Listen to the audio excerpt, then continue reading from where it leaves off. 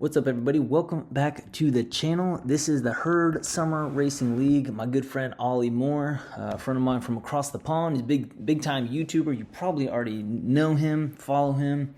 Saw him signed up, and I decided to earmark him for this race. I really want to go against him. However, this course very much suits his rider profile, not mine. So here he is, kind of next to me. He's glowing. He's got the light blue outline. And again, he's the guy I have marked. Of course, I'm racing everybody. I want to do the best that I can, but I also know a 25-minute climb is not my forte. It's a lot more so his forte. So if, and it is a big if I can crest this mountain within 20 to 30 seconds of him, I'll consider that a success. If there's still people around me and we can bridge up to hit him in the front group, like, I might have a chance in this. So I am watching him like a hawk. And of course, the front of the race, maybe we could work together. He's very much my frenemy in this. And I'm super excited to be up against him. He is the Tadej Pogačar on this course. And I'm like Jonas, like, I'm waiting for him to make a move. He's up in this front group. I have to bridge up. The group kind of splits. Put in a little bit more of a dig than I really want to. I want to keep it nice and steady. I want to be breathing through my nostrils by the top of this, which probably won't be happening, but it's a goal. Let me dream, please. So I don't want too much distance to pass in a gap in between us, but also I know, like, it's kind of going to. It's inevitable. So I'm just watching them. I'm watching everybody. I'm doing what I can to stay in the front group as much as I possibly can. Also, side note, I didn't read the fine print of this race, but I do believe that there are other categories. So it kind of threw me off when I see other people on my screen, but they're not really showing up on the mini map. So we're coming up to the D category riders. I'm in C based on how they have this broken down. But anyways, I digress. So keeping it pretty good. I started out with a very low cadence, we're on a flatter section, so it's higher, but like, heart rate is good, power is manageable, for sure doable. I'm hanging with the front group, so it's really I'm doing really well. I'm proud of myself here. Again, this is kind of flat, so the RPMs are high, but all of a sudden, disaster strikes. Listen to this.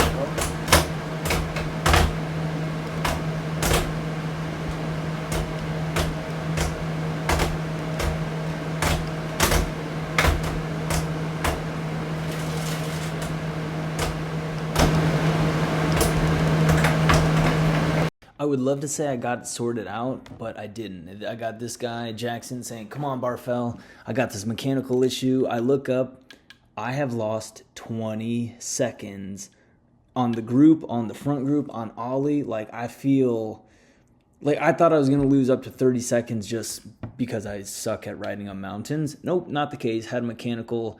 I switched into my small ring to, make it easier because I'm going up this long mountain, and I don't know. Personally, I think because I was messing around with the oversized pulley wheel, and then I went back to the stock derailleur. I think I have too many chain links in my chain, and it's not catching on certain gears, especially in the small ring. Not confirmed, but that is my hunch. So I'm gonna have to look into that. So I really just put my head down and I do what I can. I'm back in the big ring and just spinning my brains out, seemingly. I'm in a much higher gear than I really want to be, and I am doing everything I can to just keep the power down, keep it steady, and stay afloat. And I look up, and I am Bridging them back though, I am actually doing pretty good with the undulating terrain and gradient pitches here on this mountain. You know, the timing kind of fluctuates, but look, he's back down to 11 seconds. The two guys in front of him are 12, 13. So they're all together still, and I've shaved off 8 seconds. So I feel really good about that. But also, I do believe anyone can shave off 3, 4, 5 seconds pretty easily. To continue to bridge that and bring that back, I think, in my opinion, speaking from my own personal experience, is pretty hard. 20 seconds on a mountain like this where it is pretty steady. I truthfully believe this is the only setting where I actually stand a chance. I have a great carrot in front of me that I'm really working towards. It's relatively steady. It's going to be uphill at all times. Slightly levels off a little bit here and there. Whereas if it was flat, if it was rolling, I think there would be a lot more variables in it, in my opinion. So let me know what you think. What is a gap that you can not bridge? At what point are you like, okay, it's done? 10 seconds, yeah, anyone can probably do it if they really put their head down and just gun it, like TT effort, in my opinion. 5, 6, 7 seconds, yeah, like I could do that. Anything beyond like 12, 15, like that's kind of more so my tipping point. I can't do it. So here we are. I'm with Ollie. Catch him, and we cruise across the KOM banner together. Look at that. We have the exact same time. 24 minutes, 21 seconds. Well, he has 0.7. I have 0.8. Cheers, Ollie. Great job. I'm happy to be here. I have no business being with him this far into this race, up this mountain. I have no, in any given scenario, this shouldn't be happening. I'm blown away. So I'm ecstatic with that, but I'm also like, oh, I had this massive setback that I just overcame. So like I feel good, but also I feel bad. I'm kind of torn right now. So 31 minutes, 1,400 feet into this race, and we're only 7 miles, and we have another 7.8. Obviously, we have a nice long descent in front of us. And then what lies before us is the infamous leg snapper KOM. And with the gearing issues that I just experienced, I'm not looking forward to attempting a sprint on the leg snapper. I'm not looking forward to a final sprint. There is a sprint segment where you could go for the green jersey. Like I'm at a spot now where I'm like weighing out what's gonna happen if I push too hard on my pedals and my foot comes flying out and I, crack my hip or some stupid injury. So like I'm starting to think about that kind of thing here on this descent. So we both kind of put a little bit of power down and try to get into this super tuck position and play a little bit of leapfrog, and then let's skip ahead to where it starts to get real good. So here we are heading into town, heading right towards the leg snapper. Ollie is right on my wheel. We're together, bridging up to this group of 3. So we're about to create a group of 5, which is pretty solid. You always want to be working together in Zwift. Creates a lot of draft, being able to work together. It does make a big difference. However, one of us is not in the C category. I believe it's this guy with the black helmet, the gray jersey. I think it might even be the blue guy too. So it's myself, Ollie, and then the Zwift Games 2025 jersey right there. He goes flying up the leg snapper. Again, I got this mechanical issue. I'm not trying to get hurt. I spin up the legs as much as I can, considering the gradient and everything.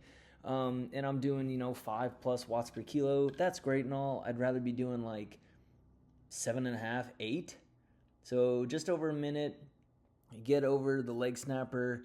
Now we have a quick descent. It's flat, and it's basically flat, maybe a slight incline of sorts in the last 1.5 miles here. And I'm in second place, but this guy in the Zwift Games jersey is in third. So it's the two of us. We have one guy 45 seconds ahead. So I'm going to say he's got it. Congrats to him. I can't bridge that. This dude rockets the sprint, which kind of ticked me off because I can't do it.